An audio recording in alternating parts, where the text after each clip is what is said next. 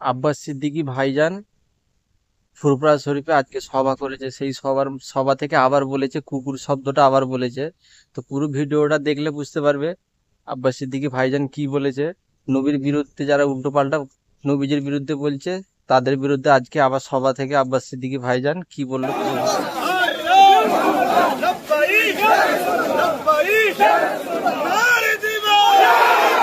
আমার নবী দিবসে আসা যদি কেউ কারেন্টের তার কেটেছে, কুকুর না, সে পাগলা কুকুর না হলে এরকম কাজ করে কি করে?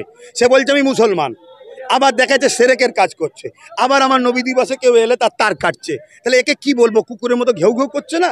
হ্যাঁ, এটা কুকুরের মতো যাকে তাকে কামড়াচ্ছে, যা পারছে করছে। অতএব এই জন্যেই বলা যে এ জালিম, এ অত্যাচারী, এ ইসলাম বিদ্বেষী, সমাজ বিদ্বেষী, মানবতা বিদ্বেষী, গরিব বিদ্বেষী, দেশের সংবিধান বিদ্বেষী। অতএব একে আর কি লকআপ দিতে পারি?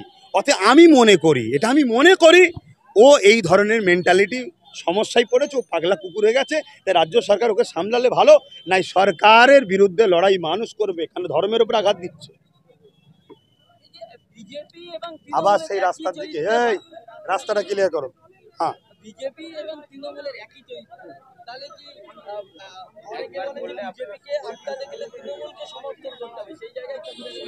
মানে একটা হারামকে পরিষ্কার করার জন্য আর একটা হারাম দিয়ে ধোয়া, মানে নাপাক লেগেছে আবার নাপাক দিয়েই পরিষ্কার করা, এই ধরনের হাস্যকর কথা ছাড়া আর কিছু নয়। মানুষ ভেবেছিল হয়তো টিএমসি বিজেপির বিরুদ্ধে, কিন্তু আমরা প্রথম থেকেই বলে আসছি এটা সেটিং। পশ্চিম বাংলায় যেমন দিল্লিতে কংগ্রেসকে কেউ সরাতে পারছিল না, তাই আন্না হাজারেকে দিয়ে সেকুলার একটা সরকার দাঁড় করালো কেজরিওয়ালকে, আবার তাকে সরিয়ে দিয়ে বিজেপি জায়গা দখল করলো। ঠিক মমতাকে দিয়ে পশ্চিম বাংলার জায়গাকে চাষ করছে বিজেপি, যখন হয়ে যাবে বিজেপি চলে আসবে। কিন্তু এরা দুজনে একজনের ইশারায় কাজ করছে, নাগপুরের ইশারায়। এদের দুজনের লক্ষ্য একটাই, দেশের সংবিধানের অনুযায়ী কাজ করা নয়, দেশকে লুটা, দেশের বেকারত্ব তৈরি করা, গরিব তৈরি করা, কারখানা শেষ করে দেওয়া, যুব সমাজকে শেষ করে দেওয়া, চাকরিকে শেষ করে দেওয়া, পড়াশোনাকে শেষ করে দেওয়া। আমার রাজ্যে দেখুন স্কুলগুলো বন্ধ, যোগীর রাজ্যে দেখুন স্কুল বন্ধ, সব মিলে যাচ্ছে। আমার রাজ্যে খুন হচ্ছে, যোগীর রাজ্যে খুন হচ্ছে। আমার রাজ্যে পুলিশ থানার মধ্যে মানুষকে পিটিয়ে মারছে, যোগীর রাজ্যে হচ্ছে। আমার রাজ্যে মাদ্রাসাকে বোল্ডুজারদের দুর্গাপুরে ভাঙছে, যোগীর রাজ্যে হচ্ছে, আসামেও হচ্ছে। এরা দুজন পুরো এক, শুধু পার্থক্য এটা, ও প্রকাশ্য ইসলামের দুশ্মনী করছে, এ বন্ধু সেজে ঘন্টা দিয়ে মুনাফিকি করছে। এটা বলতে হয় বলে, মুখে এক দিলে আর এক। বিজেপি কখনোই সবকা সাথ সবকা বিকাশ নয়, শুধুমাত্র আদানি আম্বানি পুঁজিপতিদের সাথ, বাকি দেশবাসীদের বিরুদ্ধে। এটা তো আমার কমকে বোঝা দরকার যে কাদেরকে সেকুলার মনে করে, কাদের পিছনে ছুটেছিলে। আজকে যে মমতাকে সেকুলার মনে ঘুরছো, সেই মমতারই শুভেন্দু পালিয়ে গেছে। কালকে যে মমতা পালাবেন এর কি মানে আছে? কালকে যে আরও কেউ চলে যাবে না কমনালে, আর কি মানে আছে? অতএব তোমরা ভাবো, ভেবে একটাই কথা বলো, তুমি যদি সেকুলার হও তাহলে সমস্ত দল এক জায়গায় হও। তোমার দল আমি করব, আমার দল তুমি করবে, এটা নয়। আমাদের ভাগিদারি, আমাদের সবচেয়ে বড় কথা ডাক্তার বাবা সাহেব আম্বেদকরের কথা অনুযায়ী চলতে হবে, সংখ্যা অনুপাতে ভাগিদারি। অতএব সবাই এক জায়গায় হোক। কেউ সেকুলার, প্রকৃত সেকুলার নয়, মুখে বলতে হয় শুধুমাত্র পিছিয়ে পড়া আদিবাসী, দলিত, এসসি এসটি, মুসলিম সমাজের ভোটকে লুটবে বলে। স্বাধীনতার ৭৯ বছর হয়ে গেল, আদিবাসী, এসসি এসটি, মুসলমানের অবস্থা কি? একদম একই, সব বেকার, সব গরিব।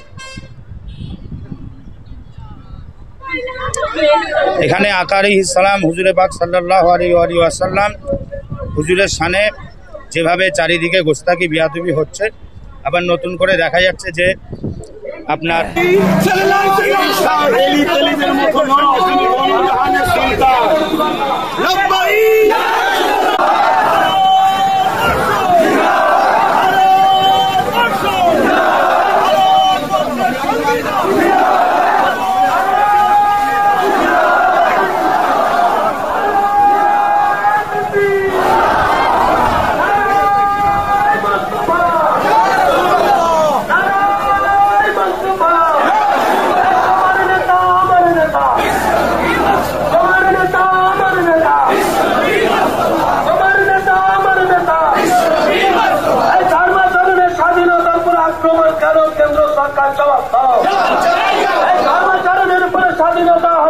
কেন কেন্দ্র সরকার জবাব দাও।